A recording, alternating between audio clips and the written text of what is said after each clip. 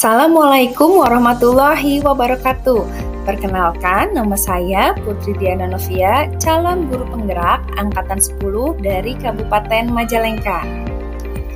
Pada kesempatan ini, izinkan saya memaparkan koneksi antar materi, kesimpulan dan refleksi modul 1.1. Ki Hajar Dewantara membedakan antara kata pendidikan dan pengajaran, di mana pengajaran merupakan bagian dari pendidikan. Pendidikan adalah memberi tuntunan terhadap segala kekuatan, kodrat yang dimiliki anak agar ia mampu mencapai keselamatan dan kebahagiaan. Sedangkan pengajaran yang merupakan bagian dari pendidikan adalah proses pendidikan dalam memberi ilmu atau faedah untuk kecakapan hidup anak secara lahir dan batin. Adapun tujuan pendidikan yang disampaikan oleh Ki Hajar Dewantara yaitu menuntun segala kodrat yang ada pada anak-anak agar mereka dapat mencapai keselamatan dan kebahagiaan yang setinggi-tingginya baik sebagai manusia maupun sebagai anggota masyarakat. Oleh karena itu, pendidikan hanya dapat menuntun tumbuh atau hidupnya kodrat yang ada pada anak, sehingga guru mempunyai peran sebagai pamong yang menuntun atau memberi arahan kepada siswa, menebalkan atau memperkuat potensi-potensi atau kodrat alam yang baik yang ada pada anak. Adapun pertanyaan yang pertama adalah apa yang saya percaya tentang murid dan pembelajaran di kelas sebelum mempelajari modul 1.1 ini. Awalnya saya mempercayai bahwa ketuntasan penyampaian materi sangat penting dalam kegiatan pembelajaran, sehingga terkadang saya merasa tergesa-gesa menyampaikan materi karena konten materi yang banyak yang harus diselesaikan pada semester tersebut. Kemudian ketuntasan tugas-tugas dan penilaian sumatif merupakan dasar utama saya memberikan nilai siswa tersebut, sehingga menyebabkan saya kurang memperdulikan apakah siswa tersebut sudah memperoleh pemahaman yang bermakna dari kegiatan pembelajaran yang saya lakukan. Sehingga terkadang saya merasa gagal jika banyak atau ada siswa yang belum tuntas setelah melakukan evaluasi dari suatu pembelajaran. Pertanyaan kedua, apa yang berubah dari pemikiran atau perilaku saya setelah mempelajari modul 1.1 ini?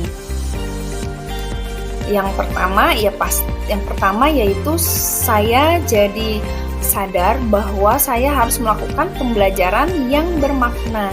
Pembelajaran yang tidak tergesa-gesa mengejar konten materi yang harus diselesaikan atau mengejar tugas-tugas yang siswa itu harus kerjakan, tidak hanya dari tugas-tugas atau penilaian sumatif, saya juga harus mempertimbangkan aspek kognitif, afektif, psikomotor, spiritual, sosial, dan budaya.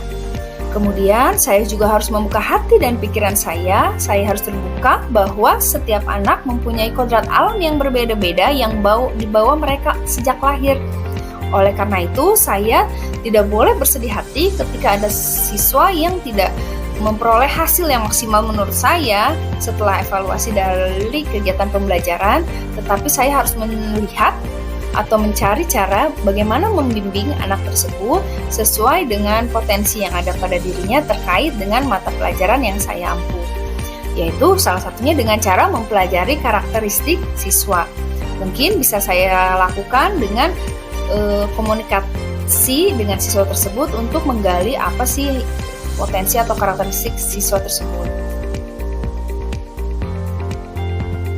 Pertanyaan ketiga, apa yang dapat segera saya terapkan lebih baik agar kelas saya mencerminkan pemikiran Ki Hajar Dewantara?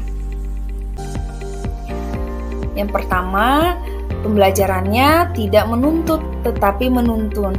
Saya tidak boleh menuntut siswa tergesa-gesa mengikuti konten materi yang saya sampaikan, tetapi saya harus menuntun siswa tersebut bagaimana caranya siswa tersebut dapat mempelajari mata pelajaran yang saya ampu sesuai dengan potensi yang ada pada dirinya.